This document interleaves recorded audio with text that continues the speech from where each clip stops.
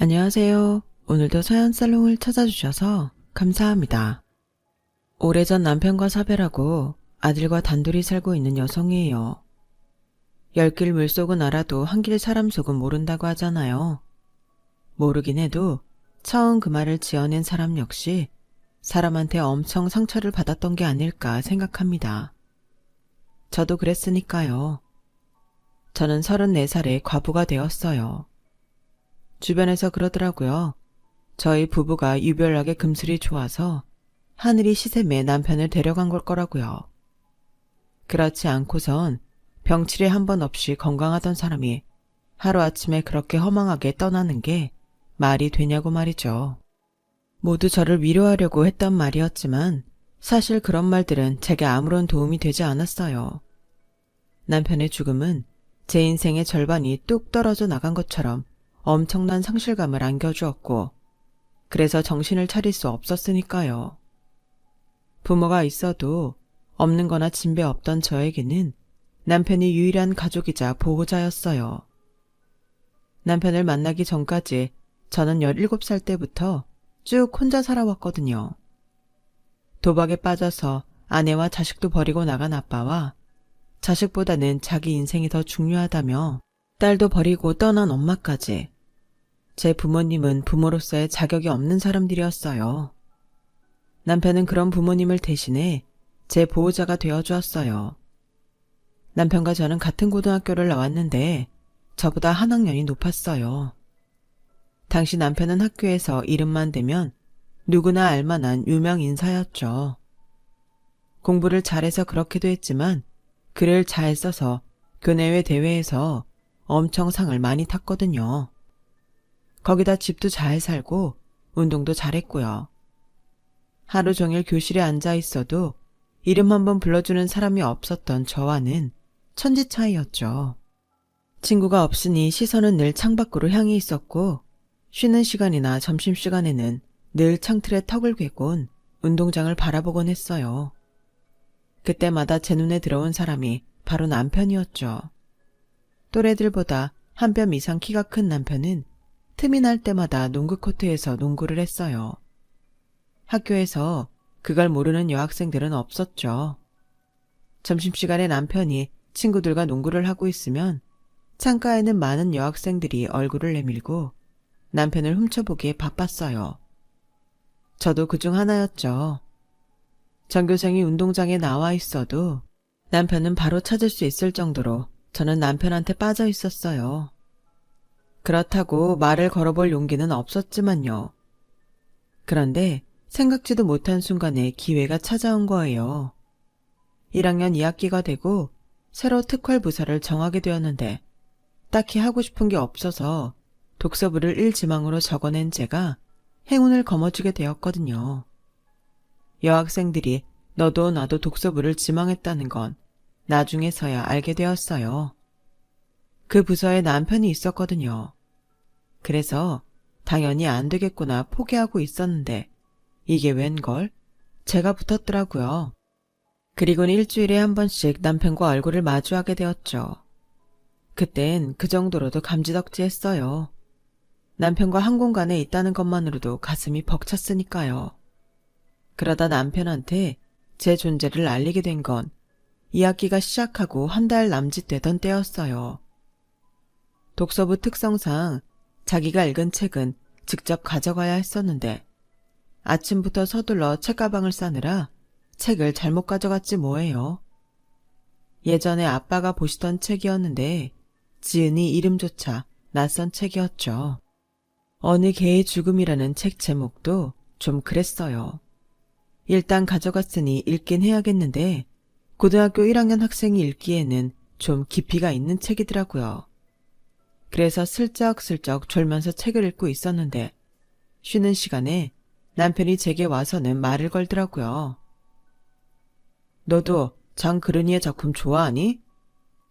지금껏 한 번도 남편과 말을 섞어본 적 없던 저는 남편이 제게 말을 걸어줬다는 사실만으로도 가슴이 벅차서 대답도 못하고 남편 얼굴만 올려다봤어요. 그리고는 어리버리한 표정으로 고개만 끄덕였죠. 그랬더니 남편이 환하게 웃는 거예요. 알고 보니 남편이 가장 좋아하는 작가가 장그르니에더라고요. 그럼 혹시 섬도 읽어봤니? 난 개인적으로 어느 개의 죽음보다 섬이 더 마음에 들던데. 넌 어때? 어떻긴 뭘 어떻겠어요. 생전 듣도 보도 못한 책이었는데요. 그래도 이게 어떻게 찾아온 기회인데 그냥 날려버릴 수는 없다 싶어서 저도 섬이 더 좋다고 말했죠. 그 대답이 마음에 들었는지 남편은 싱긋 웃고는 자리로 돌아갔어요. 그리곤 다음 주 특할 시간이 되어서 해당 교실로 이동을 했는데 먼저 와 있던 남편이 저를 보고는 자기 옆자리 의자를 툭툭 치며 와서 앉으라고 하더군요.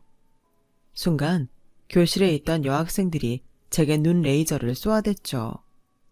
지금 생각해보면 제가 어디서 그런 용기가 나왔는지 모르겠는데 따가운 시선에 겁이 나면서도 저는 기어이 남편 옆자리에 가서 앉았어요. 남편은 제게 보여주려고 가져왔는지 책을 몇 권 꺼내놓더니 마음에 드는 걸 골라보라고 하더군요. 그때 제가 고른 책은 알베르 까뮈의 이방인이었어요. 그저 이방인이라는 단어가 내 처지랑 닮은 것 같아서 고른 것뿐이었죠. 그런데 역시 넌 나랑 취향이 비슷했어. 장그르니를 좋아한다기에 일부러 까미 작품도 가져온 건데 한눈에 알아보네. 너도 장그르니가 까미 스승이었던 거 아는구나. 까미가 쓴 섬서문도 읽어봤지? 진짜 멋지지 않니? 이건 뭐 외계어도 아니고 도통 뭔 소리를 하는지 알아들 수가 없더라고요. 안 그래도 말수가 적은 저는 남편이 기대하는 반응대로 살짝 웃거나 고개를 끄덕이는 정도로 저의 무지함을 숨겼어요. 그리곤 집에 돌아가 남편이 말한 작가들의 작품을 찾아 읽어대기 시작했죠. 그렇게 본의 아니게 문학소녀가 되어버린 저는 남편과 많이 가까워지게 되었고 그 소문은 순식간에 전교에 퍼져버렸어요. 대개 소문이 그렇듯 퍼져나가는 와중에 살도 많이 붙고 각색도 많이 돼서 그 소문이 제 귀에 들어왔을 때는 제가 감당할 수 없는 상황이 되어버렸더라고요. 제가 일부러 남편을 꼬셨다는 둥, 저희 집에 돈이 많아서 선물로 남편의 환심을 샀다는 둥, 남편은 제게 마음에 없는데 제게 약점을 잡히는 바람에 할 수 없이 상대해 주는 거라는 둥, 정말 말도 안 되는 소문이었죠. 제가 하지 않은 일들은 기정사실화됐고 그 바람에 쉬는 시간마다 다른 반 애들까지 저희 반에 찾아와 저를 보고 갔어요. 심지어 2, 3학년 선배들까지도 저를 찾아오기 시작했죠. 그중 몇몇은 저를 소각장으로 따로 불러서 여우같이 꼬리치지 말라고 엄포를 놓고 가기도 했어요. 그런데 꼭 나쁜 것만은 아니었어요. 남편 때문에 저에게 흥미게 생긴 아이들이 좀 있었는데 그중엔 괜찮은 애들도 있었거든요. 늘 혼자 존재감 없이 지내던 저로서는 내 주변에 사람이 생겼다는 것만으로도 좋았어요. 그렇게 생긴 친구들 덕분에 평범한 고등학생으로 지낼 수 있었으니까요. 그렇게 1학년 겨울방학을 앞두게 되었는데 그 일이 터진 거예요. 엄마가 남자가 생겼다며 저만 두고 집을 나가겠다고 한 거죠. 곧 재혼할 생각이야. 너도 몇 달 뒤면 18인데 엄마 없이도 혼자 살 수 있잖아. 이 집은 너 혼자 살기엔 크니까 작은 데로 옮기자. 보증금 남는 건 네가 가지고 있어. 내가 생활비를 보내주긴 하겠지만 그쪽 집 눈치도 보여서 언제까지 보내줄 수 있을지 모르니까. 혹여 네 아빠한테 연락이 오거든. 엄마랑은 연락 끊긴 지 오래됐다고 해. 그리고 네 아빠는 절대 집에 들이지 마. 알량한 월세방까지 털어먹기 싫으면. 사랑을 찾아 딸을 버리고 가면서도 제게 뻔뻔할 정도로 당당했던 엄마는 얼마 지나지 않아 남자랑 헤어졌어요. 혼인신고도 하지 않았으니 호적상으로는 흔적이 남지 않았지만 엄마 마음은 그렇지 않았나 봐요. 그 집 식구들한테 얼마나 시달림을 당했는지 제 원룸으로 돌아온 엄마는 이전과는 다른 모습이었어요. 초췌한 얼굴에 자신감이라고는 찾아볼 수 없을 정도로 자존감이 뚝 떨어진 상태였죠. 제가 학교에 간 사이 하루 종일 방에 틀어박혀 술을 마시거나 울곤 했어요. 그러던 어느 날 안 좋은 시도를 하고 말았고 쓰러져 있던 엄마 옆에 흩어져 있는 물건들을 보고서 엄마가 더 이상 의지가 없다는 걸 알 수 있었죠. 일단 119에 신고를 하고 몇 분 뒤 달려온 구급대원들을 따라 병원으로 향했어요. 다행히 생명에는 지장이 없었지만 엄마는 성대를 다쳐서 제대로 말을 할 수 없게 되었죠. 외삼촌한테 전화해 상황을 알렸더니 며칠 뒤 서울로 올라오셨더라고요. 의사와 상담을 한 외삼촌은 엄마를 외가와 가까운 요양병원에 입원시키겠다고 하셨어요. 몸도 마음도 만신창이가 된 엄마한테는 그게 최선이라면서요. 그러면서 저도 외가로 가지 않겠냐고 하셨는데 그 순간 남편 얼굴이 떠오르더라고요. 이렇게 떠나버리면 더는 남편을 볼 수 없을 거라는 생각을 하자 코끝이 시큰해지더라고요. 그래서 서울에 남겠다고 말씀드렸죠. 엄마랑 살 때도 거의 방치되다시피 했었기 때문에 혼자 사는 건 두렵지 않다고요. 외삼촌은 몇 번이나 설득을 하시다가 안 되겠는지 자주 연락하라는 말씀을 남기시곤 돌아가셨어요. 며칠간 정신없이 병원에서 지낸 탓에 엄마와 외삼촌을 떠나보내고 피곤이 몰려왔어요. 얼른 집에 가서 씻고 누워야겠다 생각뿐이었죠. 그렇게 무거운 몸을 이끌고 집에 도착했는데 저희 집 앞에 남편이 서 있는 거예요. 며칠 학교를 빠졌더니 걱정이 돼서 찾아왔더라고요. 남편을 보자 갑자기 서러운 마음이 들어 자리에 주저앉아 엉엉 울어버렸어요. 그동안 잘 참아왔는데 저도 어쩔 수 없는 애였던 거죠. 한참을 울고 나서 남편한테 제 사정을 털어놓았어요. 제 얘기를 듣는 내내 남편의 표정은 복잡하게 변해갔어요.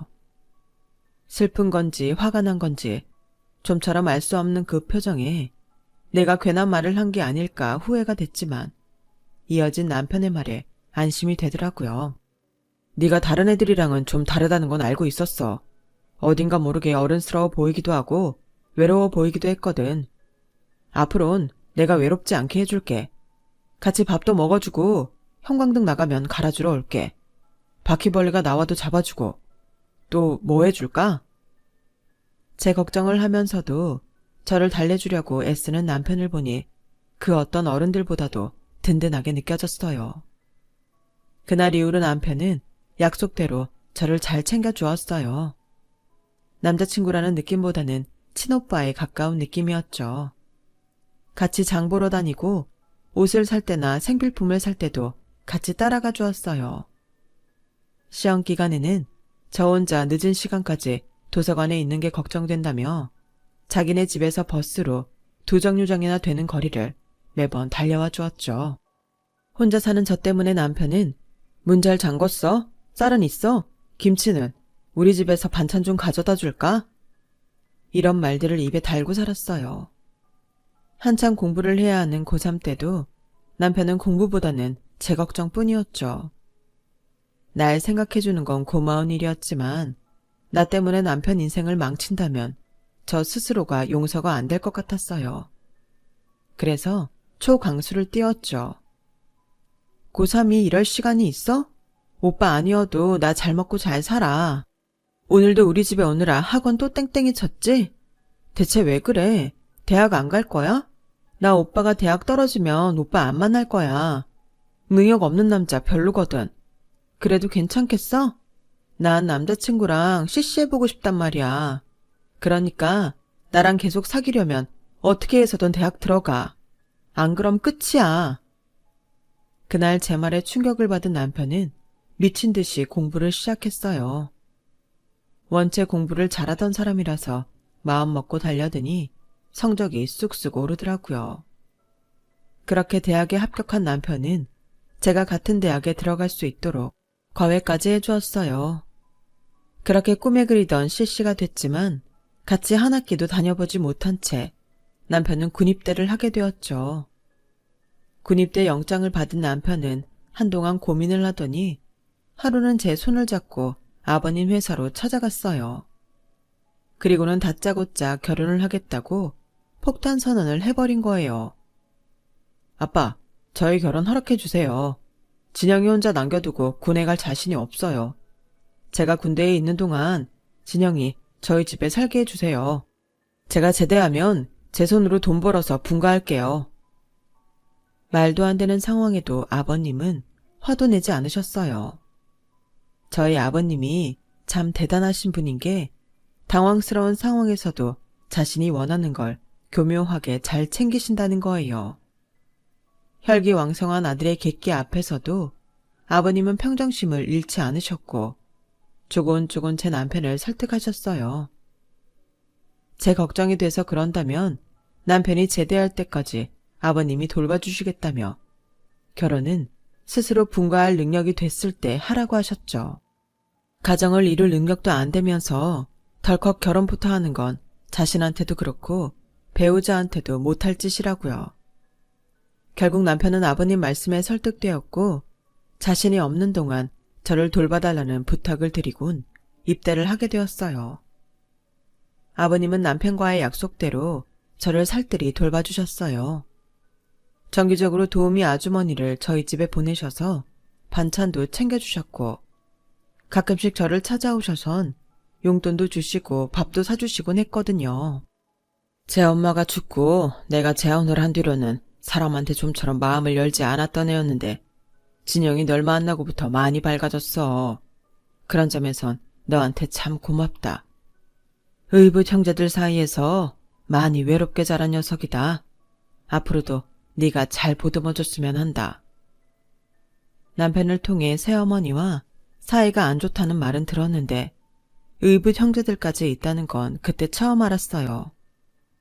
그동안 내 상처만 큰 줄 알고 살았는데 아버님 얘기를 듣고 나니 남편한테 미안해지더군요. 고등학생 때부터 사귀어 오던 우리가 결혼을 하게 된 건 남편이 졸업 후 입사 2년차가 되던 해였어요. 저도 남편도 자기 밥벌이는 하고 살게 된 때였죠. 정식으로 인사를 드리러 시댁을 찾고서야 그동안 남편이 얼마나 외롭게 살았을지 알겠더라고요. 남편의 새어머니는 본처 자식한테는 관심도 없어 보였어요. 오직 남편의 재산을 자기 자식이 물려받는 거에만 혈안이 된 사람 같았어요. 어떻게든 아버님 앞에서 제 남편을 깎아내리고 자기 자식을 부각시키려 노력하더군요. 남인 제가 봐도 그 모습이 역겨운데 그 집에서 함께 살아온 제 남편은 오죽했겠어요. 남편이 재학 시절부터 일찍 결혼해 가정을 이루고 싶다고 입버릇처럼 말한 것도 이런 이유에서였죠.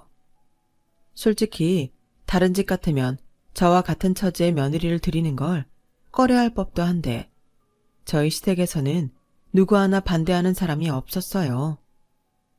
아버님은 제 덕분에 아들이 마음의 안정을 찾았다고 저를 환대하셨지만 시어머니 입장에선 그리 탐탁지 않을 텐데도 말이죠. 반대는커녕 오히려 쌍수 들고 환영하는 분위기였다랄까요. 요즘 세상에 부모 없는 게 뭔 대수라고. 자기들끼리 좋으면 그만이지. 여보, 안 그래요? 난 진영씨가 우리 성훈이 신부감으로 딱이라고 생각해요. 왠지 모르겠지만 두 사람이 참 잘 어울린 것 같거든. 어머님의 환대에도 불구하고 저는 그 말들이 하나도 기쁘지 않았어요. 그 말은 마치 제 남편이 힘있는 처가를 얻으면 혹시라도 아버님 사업을 물려받는데 득이 되지 않을까 노심초사했는데 별것 아닌 집안 여자랑 결혼을 한다니까 한시름 놓았다는 뜻으로 들렸거든요. 아버님은 한 2, 3년 같이 살다가 분가하기를 바라셨어요. 그러자 어머님은 마치 큰일 난 것처럼 호들갑을 떨며 반대를 하셨죠. 어머, 당신 지금 며느리 시집살이 시키겠다는 거예요? 요즘 세상에 시집살이를 누가 한다고 그래요? 괜히 며느리한테 미움받지 말고 애들끼리 나가서 편하게 살게 하자고요. 내가 안 그래도 괜찮은 집 알아본 게 있는데 아가, 언제 시간 나면 나랑 같이 집 보러 가자꾸나? 어머님은 저를 데리고 부동산을 휘저으며 신혼집 찾는 걸 도와주셨지만 이런 어머님의 노력에도 불구하고 아버님이 번번이 반대를 하셨어요. 결혼식 날짜는 다가오고 신혼집은 구하지도 못하고 당사자인 우리 부부는 걱정이 이만저만이 아니었죠. 결국 아버님 뜻에 따라 시댁에서 2년간 살다 나가는 걸로 하고서야 걱정은 끝낼 수 있었어요. 말이 2년이지 시댁에서 사는 그 시간은 제 인생 최고의 고역이 아닐 수 없었어요. 그 집에서는 시어머니가 낳은 자식이 둘 있었는데 남편보다 5살 어린 시동생과 연년생인 시누이는 정말 인성이 쓰레기 같았거든요. 시어머니는 그래도 아버님 눈치를 살피며 여우짓을 한다지만 시누이는 대놓고 여우였어요. 여자 형제가 하나뿐이라 어릴 때부터 응석바지로 자라 그런지 뭐든지 마음대로 하려고 들고 뭐든 지가 가져야 직성이 풀리는 성격이었죠. 대학생이 학교에 가는 날보다 나이트에서 죽치며 술 퍼마시는 날이 더 많았어요. 그러면서도 명품 욕심은 또 어찌나 많은지 신상이 들어오기가 무섭게 백화점으로 달려가 기어이 손에 넣고야 말았죠. 그렇게 시누이가 써대는 아버님 카드값만 해도 한 달에 수백은 됐어요. 시어머니는 딸의 도가 넘는 사치를 나무라기는커녕 아버님이 모르시게 숨기기에 급급했죠. 하지만 더는 숨길 수 없는 일이 생기고 만 거예요. 시누이가 나이트에서 만나 원나잇을 했던 남자의 애를 가지게 된 거였죠. 처음엔 아버님 몰래 수술을 시키려고 했던 어머님은 상대 남자가 대학병원 인턴이라는 얘기를 듣고는 결혼을 시키기로 노선을 바꾸셨어요. 대학도 졸업하기 전이었던 시누이는 어차피 학점도 안 좋아서 졸업도 힘든 대학, 이참에 때려치우자는 심보로 결혼을 하기로 마음먹은 것 같더라고요. 그런데 상견례 자리에서 일이 터진 거예요. 상대 남자 집에서는 저희 시댁 재력을 보고는 병원 하나쯤은 차려주겠거니 기대를 했는데 아버님이 딱 잘라 거절을 하셨거든요. 아시다시피 저는 사업을 하는 사람입니다. 손해를 보는 일은 하지 않아요. 그게 내 자식 일이라고 해도 말입니다. 거두절미하고 말하겠습니다. 제 돈으로 대기 아들 병원을 차려주는 일은 없을 겁니다. 의사로 성공하고 싶다면 지금 나가고 있는 대학병원에서 자리를 잡으세요. 실력이 안 돼서 대학병원에서 밀려난 사람한테 내 돈 들여 병원을 차려준들 성공하겠습니까? 거기서 살아남을 영역이 안 된다면 페이닥터로 나서는 것도 방법입니다. 생각해보세요. 자는 시간도 없이 죽어라 일하고 공부해도 모자랄 인턴이 나이트에서 여자랑 놀고 있다면 그 사람이 제대로 된 의사겠습니까? 아버님은 일찌감치 사윗감의 댐댐이를 알아보신 거죠. 처가만 믿고 병원을 때려치려고 했던 시누이 남편은 사색이 돼서는 아버님께 매달려봤지만 소용없었어요. 이미 배는 불러서 애를 낳는 것밖에는 어쩔 도리가 없는 상황이라 결혼을 했지만 시누이의 결혼 생활은 그리 행복하지 않은 것 같았어요. 시누이보다 몇 개월 먼저 출산을 한 저는 아들을 낳았어요. 남편을 닮아 코도 오똑하고 저를 닮아 피부가 흰 아이였죠. 평소 농담 한마디 안 하실 정도로 근엄하신 아버님이었지만 손주 앞에서는 영락없는 손주 바보가 되셨어요. 아이가 아버님 옷에 오줌을 싸도 인상 한번 찌푸리지 않으시고 껄껄껄 웃으시는데 평소 아버님이 그렇게 환하게 웃으시는 걸 본 적이 없던 저와 시댁 식구들은 다들 놀랄 뿐이었죠. 시어머니의 시집살이와 시동생의 이유 없는 갈굼에도 불구하고 시댁에서 버틸 수 있었던 건 제 아이와 남편 그리고 아버님 덕분이었어요. 약속대로 2년 뒤 저희가 분가를 하자 아버님은 손주와 떨어지게 됐다며 무척이나 아쉬워하셨어요. 그리고 그 무렵 아버님은 제 남편을 회사로 불러들이셨어요. 이제 사회생활 경험도 꽤 했으니 아버님 회사를 물려받을 준비를 하라는 거였죠. 그러자 위기의식을 느낀 시어머니는 자기 아들이 대학을 졸업하자마자 아버님 회사에 밀어 넣었어요. 어떻게든 회사만큼은 자기 아들이 차지하게 만들려는 꿍꿍이었죠. 아버님 몰래 회사 요직에 있는 사람들과 접촉해 회사 내에서 자기 아들의 뒷배가 되어줄 사람들을 모으고 어떻게든 제 남편을 몰아낼 생각을 했어요.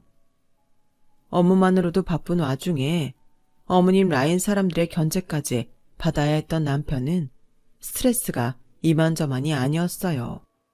이제 겨우 30대 중반 나이인데도 염색을 안 하면 안 될 정도로 흰머리가 엄청 늘고 소화장애까지 달고 살았죠. 체격이 워낙 좋아서 남들 보기엔 건강해 보였는지 모르겠지만 정신적인 스트레스로 인해 남편은 병들어가고 있었던 거예요. 곁에 있으면서 아무것도 도움이 되지 못하는 제가 한심스럽고 미안할 뿐이었죠. 그렇게 위태로운 날들이 이어지다가 결국 남편은 쓰러지게 되었고 40도 안 된 나이에 뇌출혈로 세상을 떠나고 말았어요. 남편의 죽음에 저도 충격이었지만 아버님도 엄청난 충격을 받으셨어요. 아들이 강해지기를 바라는 마음에 견제 세력들이 있다는 걸 알면서도 혼자 이겨내도록 방관했던 걸 자책하시는 것 같더라고요. 아끼던 큰아들의 죽음은 아버님을 많이 변화시켰어요. 전처럼 신사적이고 유하게 일을 처리하기보다는 불순한 것들은 애초에 싹을 도려내는 강경한 모습을 보이셨거든요. 특히나 제 남편의 죽음에 일조했던 시어머니와 그 라인들은 아버님 눈밖에 나서 좌천이 되거나 몇몇은 회사를 떠나게 되었어요. 그리고 어머님도 마찬가지였죠. 당시 시누이가 이혼을 하고 아이 교육을 핑계로 캐나다에서 살고 있었는데 아버님이 어머님을 그리로 가라고 하셨거든요. 여보, 내가 캐나다로 가면 당신은 누가 돌봐요? 딸 자식 걱정돼서 그러는 건 알겠지만 그래도 난 당신 부인이잖아요. 어떻게 내 자리를 비워두고 밖에서 나가 사냐고요. 안 돼요. 난 못 나가요. 그래, 그럼 이혼이라도 하고 가든가. 캐나다로 못 가겠다면 차라리 이혼부터 합시다. 아버님의 강경한 태도에 어머님도 더는 고집을 부릴 수 없었어요. 하지만 떠나는 마당이라고 순순히 가지는 않더라고요. 갑자기 시동생 내외를 집에 불러들여 아버님을 모시고 살라고 한 거예요. 내가 없으니 당신 수발들 사람이 필요하지 않겠어요? 다행히 정훈이가 집에 들어와 살겠다고 하네요. 당신 나이도 있는데 아들 내외 데리고 살면 좋잖아요. 그럴 거 없어. 진영이한테 지우 데리고 들어와 살라고 얘기해뒀으니까. 성훈이도 가고 없는 마당에 애들 둘만 살게 할 수는 없잖아. 아니, 당신은 그렇게 중요한 얘기를 왜 이제서야 해요? 그리고 당신 자식이 성훈이 뿐이에요. 엄연히 정훈이도 당신 자식이라고요? 성훈이 결혼할 땐 못 데리고 살아서 안달이더니 왜 정훈이한테는 같이 살자 말 안 하는데요? 당신 죽고 나면 제사상 차리는 건 정훈이 내외라고요. 그리고 진영이 네 남편 떠나보냈으면 너도 새 출발할 생각을 해야지. 언제까지 시아버지 그늘에서 살 생각이냐? 내 말 야속해도 할 수 없다. 성훈이 죽고 없는 마당에 너랑 내가 고부 사이로 지낼 일이 뭐 있니? 지우는 우리가 맡아 키워줄 테니까 넌 새 출발할 생각이나 해. 설마 너 지우 앞세워서 네 시아버지 회사 탐내는 건 아니지? 그런 거라면 일찌감치 꿈깨. 회사는 우리 정훈이가 맡게 될 테니까. 이 사람이 지금 무슨 소리를 하는 거야? 당신이 뭔데 내 회사를 정훈이한테 주니 많이 해. 난 애초에 회사는 성훈이한테 물려줄 생각이었어. 이제 성훈이가 가고 없으니 지우가 맡아서 이어가면 될 일이라고. 당신이야말로 괜한 일에 참견하지 말고 당장 캐나다로 가. 한바탕 폭풍우가 몰아친 뒤에 시어머니는 캐나다로 쫓겨나셨고 시댁에 들어와 살면서 회사를 물려받을 궁리를 하던 시동생 내외는 시댁 입성이 물 건너가 버렸어요. 대신 저랑 제 아들이 시댁에 들어가 살게 되었죠. 솔직히 남편도 없는 마당에 시아버지랑 함께 사는 게 불편하기는 했지만 아들을 위해서는 그게 최선이다 싶더라고요. 적어도 저랑 단둘이 사는 것보다는 외롭지도 않고 아빠 사랑 대신 할아버지 사랑은 받을 수 있을 테니까요. 시어머니와 시누이, 시동생은 저에게 반감을 가지고 있었지만 다행히 동서만큼은 그러지 않았어요. 언제나 저한테 깍듯하게 대해주었고 어머님이 제게 괜한 트집을 잡을 때도 동서만큼은 제 편이 되어주었거든요. 그래서 동서와는 통화도 자주 하고 집안일도 상의하며 지냈어요. 그 일이 있기 전까지는 말이죠. 제 아들이 중학교 3학년이 되던 때였어요. 여름방학을 학원에서 여름 캠프를 떠났던 아들이 바다에 빠지는 사고가 일어난 거예요. 전화를 받고 아버님과 함께 병원으로 달려갔는데 애가 의식이 없더라고요. 병원에서는 별다른 이상은 없다고 하는데 애는 깨어나질 않고 그렇게 이틀이 지나버렸어요.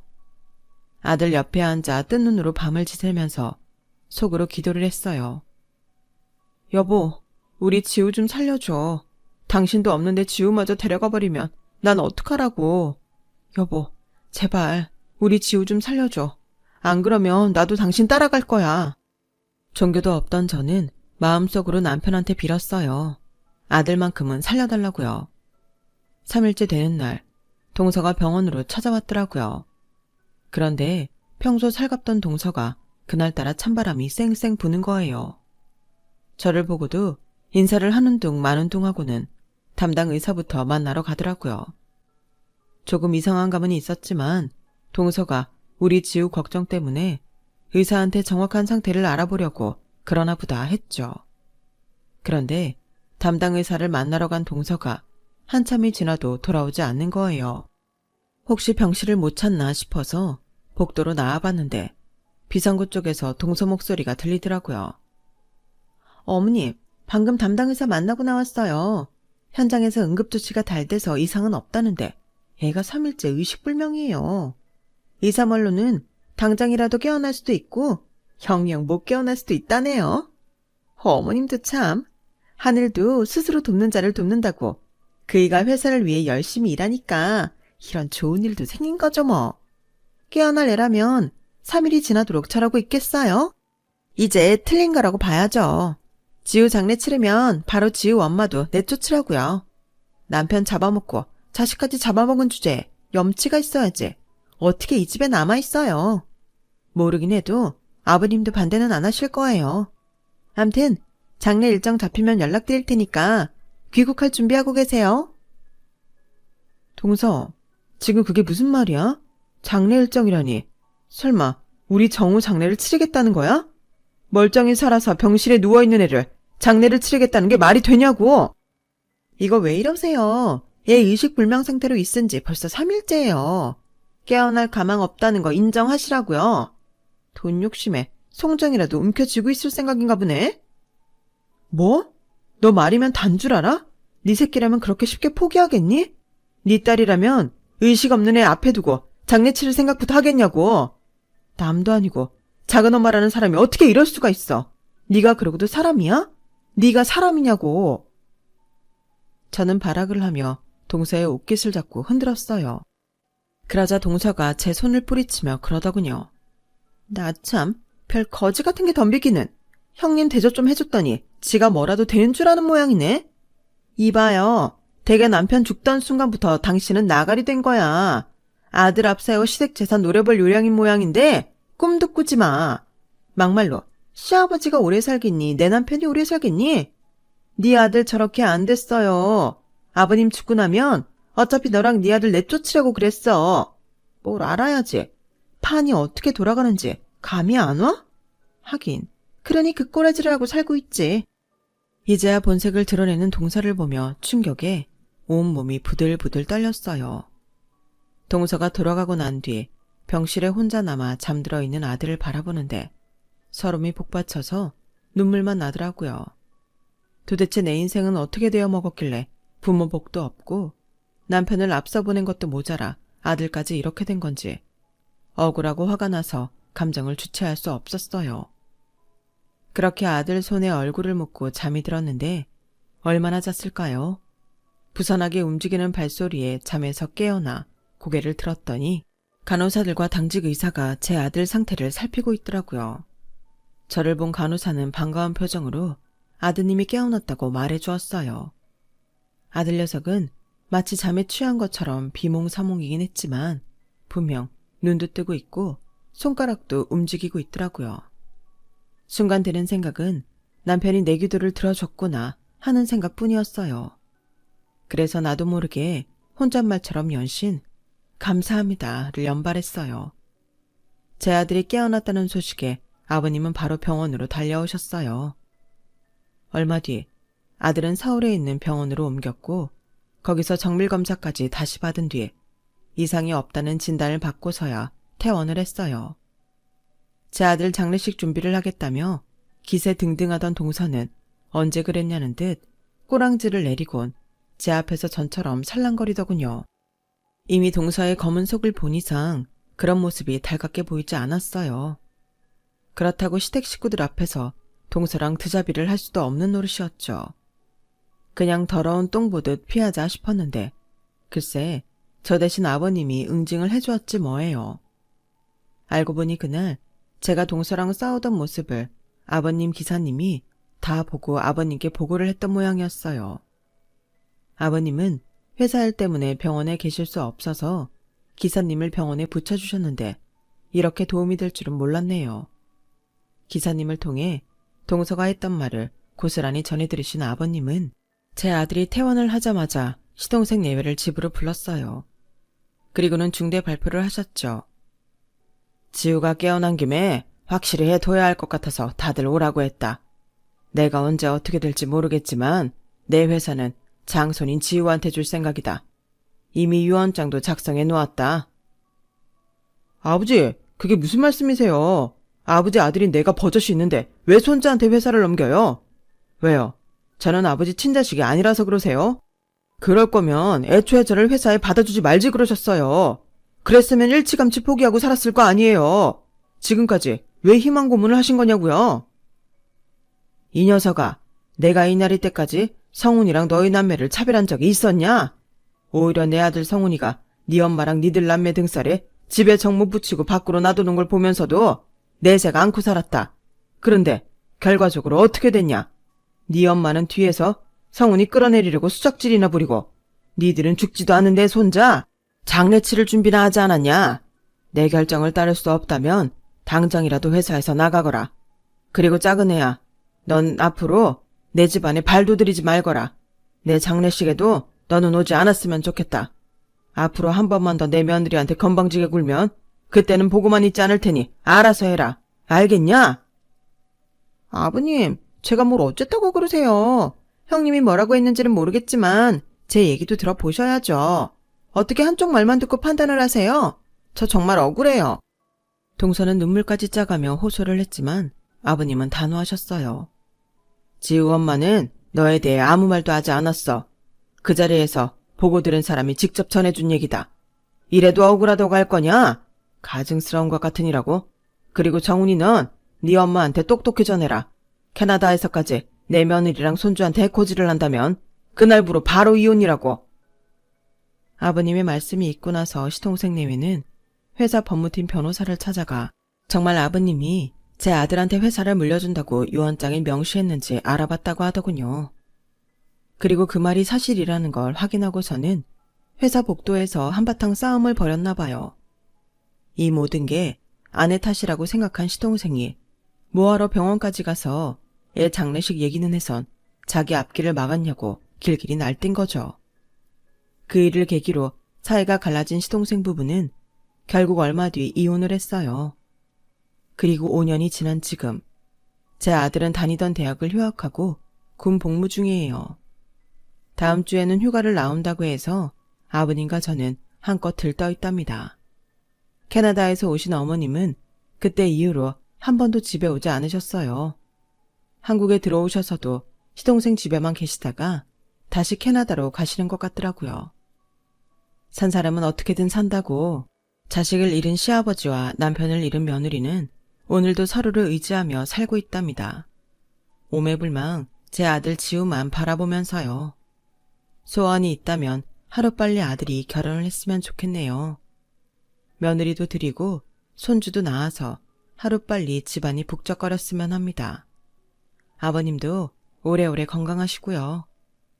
지금까지 제 사연을 들어주셔서 감사합니다. 들어주신 여러분도 항상 행복하세요. 여러분, 사연 댓글에 응원과 현명한 조언 부탁드려요. 좋아요와 구독은 저에게 큰 힘이 됩니다. 오늘도 좋은 일 가득하세요.